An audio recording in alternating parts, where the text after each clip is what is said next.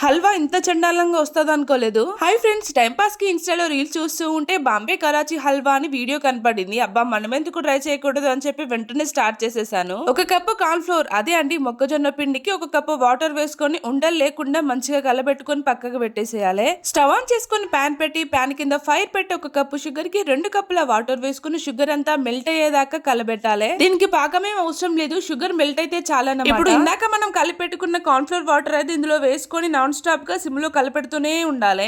నాకు చేయగుంజుతాను, ఎంతసేపు కలబెట్టాలి అని అనుకునేరు, లేదంటే ఉండలు ఉండలు అవుతుంది. నాన్ స్టాప్ గా కలబెడుతూనే ఉండాలి. మధ్యలో మధ్యలో నెయ్యి వేసుకుంటూ కలపాలి. అలా అయితే మంచి అరోమా వస్తుంది హల్వా. నెయ్యి కొంచెం ఎక్కువగానే వేసుకుంటే టేస్ట్ బాగుంటది. అలా అని ఒక్కటిసారి గుమ్మరిచ్చారు. పిండి ప్యాన్ నుంచి సపరేట్ అయ్యే ముందు ఫుడ్ కలర్ వేసుకొని మంచిగా కలిపెట్టాలి. మీకు నచ్చిన కలర్ వేసుకొని వేరే గిన్నెలకు ట్రాన్స్ఫర్ చేసుకొని పైన డ్రై ఫ్రూట్స్ చల్లుకొని చల్లారినాక తినడం. నేను ఏ మిస్టేక్ చేశాను, తినగానే వాంతి వచ్చేసింది. మీరు మాత్రం అస్సలు ట్రై చేయకండి.